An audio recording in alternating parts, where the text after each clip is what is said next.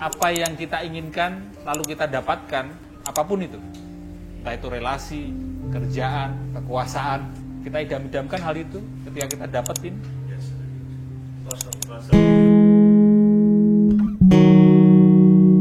Saya jadi ingat filosofi Zen ya. Kalau teman-teman lihat salah satu logo Zen itu cuma gini. Enzo, itu istilahnya. Zen pijat. Nah, Ini mah beneran. Enggak beneran, ini beneran gua aja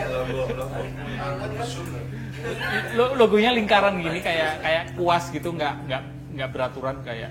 Oh, yang kuas hitam itu ya? Ya, kuas hitam, betul sekali.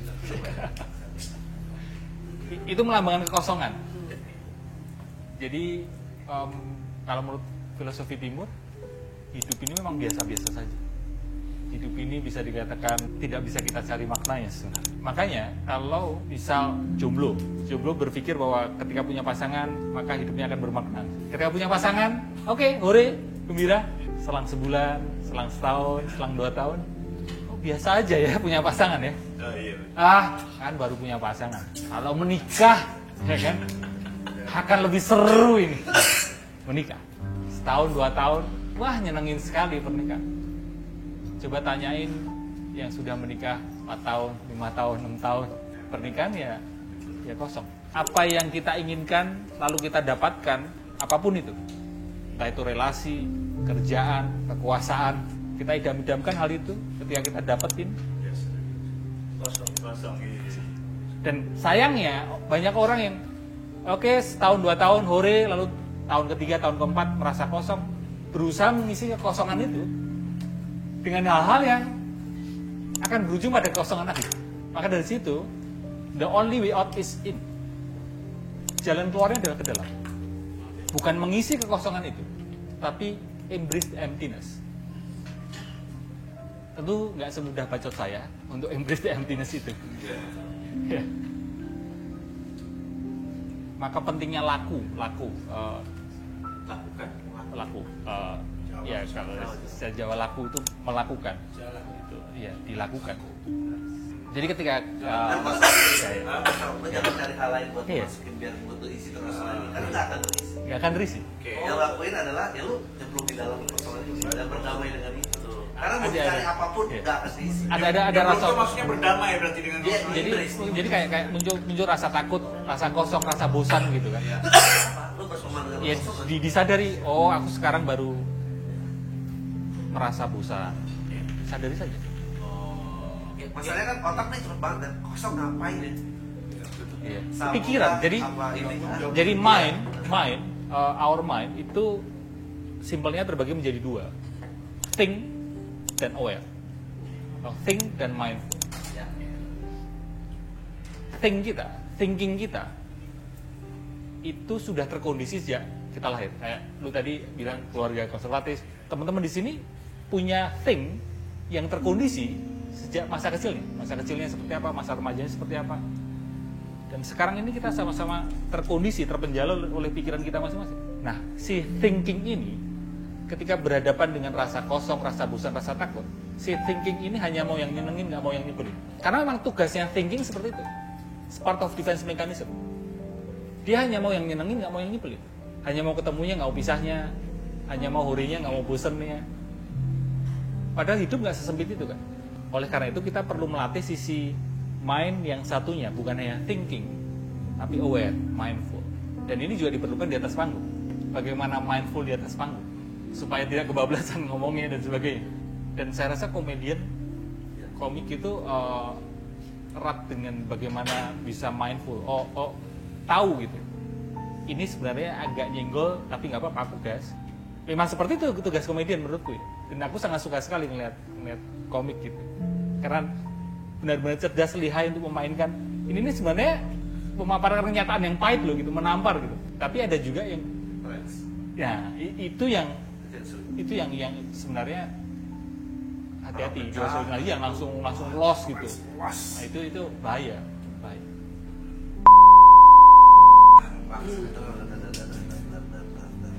Ya.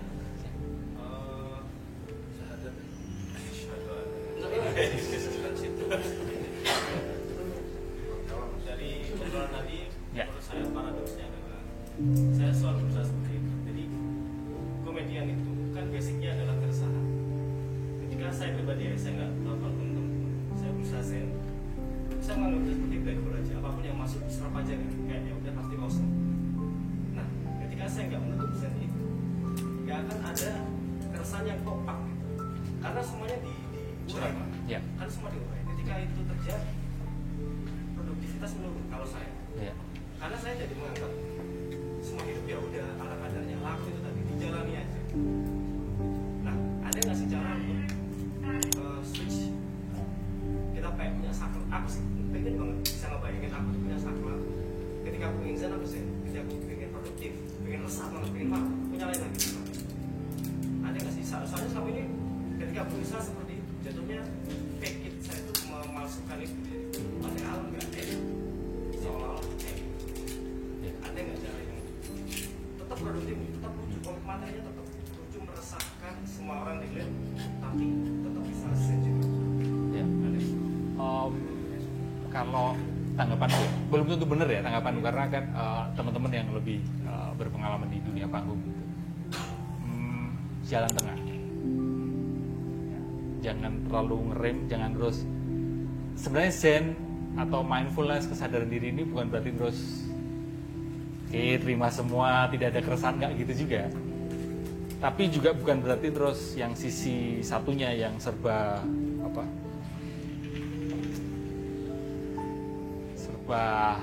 panicking, serba resah, serba gelisah gitu.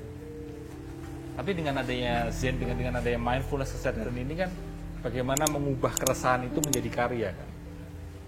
Nah, kalau pertanyaannya lebih ke ada saklarnya atau tidak, atau ada latihannya atau tidak, ada. Dengan melatih kesadaran kita, melatih awareness mode tadi. Jadi ada mode thinking, berpikir segala sesuatu yang dipikir, ada mode yang sadar. Oh, aku sadar sekarang aku perlu menggunakan keresahanku, terutama di atas panggung. Ketika bikin materi, bikin karya, ya itu memang berada di thinking mode. Ya resah lah. Apalagi ini ya dunia seniman ya, dunia seni ya. Itu kalau aku bayangin itu ini dunia nyata kita, dan ada dimensi lain di mana itu adalah dimensi seni, dan kita perlu mengakses itu untuk mendapatkan inspirasi, mendapatkan bikin materi, bikin karya. Dan seperti kata Adri tadi, dengan mendisiplinkan, meluangkan waktu setiap hari jam sekian itu membuat materi, bikin karya, itu kayak kita memang mendisiplinkan diri untuk mengakses dimensi itu. Tapi di luar jadwal itu, di luar ruangan itu, ya kembali lagi ke diri kita. Itu yang opsi pertama yang memang dibedain bener karakter di panggung dan karakter sehari-hari. Tapi ada juga yang karakter di panggung dan karakter sehari-hari itu dia tidak berusaha menjadi karakter yang sangat berbeda di panggung. Dan itu akan ya ini maksudnya pilihan pertama maupun pilihan kedua itu akan mengamankan kesehatan mental kita sih. Nah, pilihannya masing-masing ya. Kalau memang kepingin jadi seniman yang memang beneran keren banget, terima resiko bahwa kesehatan mental perlu dikorbankan.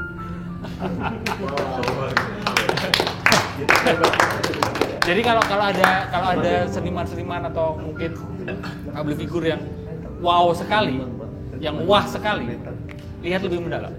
Pasti ada sisi wow-nya. Seseorang yang wah sekali di satu bidang tidak boleh terbiasa mengglorifikasi orang tersebut. Karena kalau kita lihat lebih mendalam, kita bisa punya kesempatan ngobrol pribadi, personal. Pasti ada sisi wow-nya. Sisi wow itu apa ya, kalau orang Jawa kan wow gitu ya. Sisi gelap ya, saya orang Sunda wah. Wah, ya. Dia kan Jawa. Gak apa-apa. Tadi gua tadinya pengen nemuin jawaban gimana cara latihannya agar ketika kekosongan itu kan karena gua kesulitan tidur sekali sekarang itu, jadi paling bisa tidur jam 4. Karena ketika pikiran gua kosong dikit, itu tuh kayak nyari air dong, karena ketika bukan kosong, ada memori yang bikin gue tuh jadi muncul gitu, dan harus segera diatasi itu. Salah satunya akhirnya kalau dulu itu dengan sabu, dulu dengan sabu. Nah sekarang karena memang coba untuk berhenti, main Mobile Legend. Yang dimana itu pun jadi edit gitu. Nah, tapi edit Sama, Iya sama. Happy di Mobile Legend gitu. Jadi tiap malam tuh kalau bisa, udah cukup nih main Mobile Legend.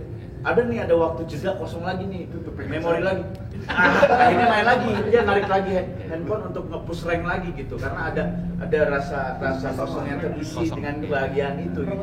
Dan itu kayaknya kalau lama-lama gua biarin tuh ini rusak lagi nih gua gitu. Tapi nggak mungkin tertangkap gara-gara Mobile Legend ya. Bangkrut iya. Kalau lihat Gitu.